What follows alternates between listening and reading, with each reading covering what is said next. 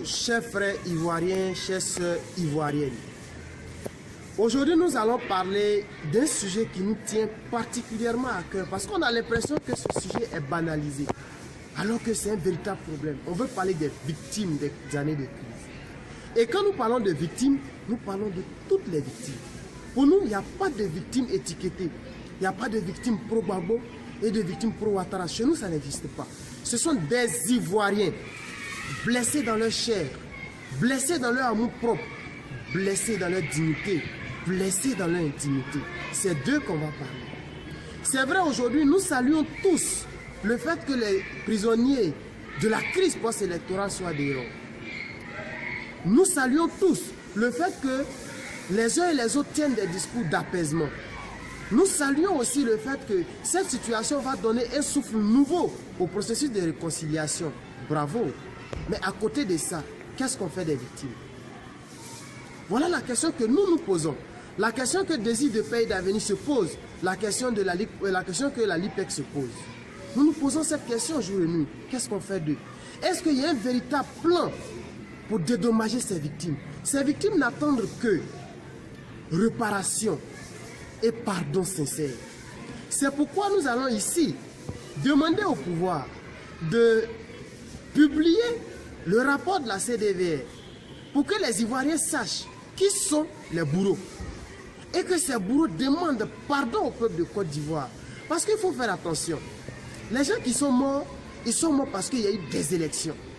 Les gens qui sont morts, ils sont morts parce qu'ils sont sortis pour défendre leur voix, pour défendre leur leader. Et ça, c'est démocratique. Et ceux qui ont failli à leur mission, c'est ceux qui n'ont pas été capables de mettre leur ego de côté pour mettre devant l'intérêt de la population pour sauver ses vies humaines.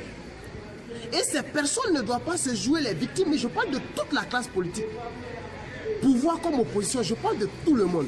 Ils ne doivent pas faire comme si eux tous ils sont victimes parce que, bizarrement, ceux qui sont au pouvoir sont les victimes, ceux qui sont dans l'opposition sont des victimes. Donc finalement, on ne sait pas qui est victime, qui est coupable.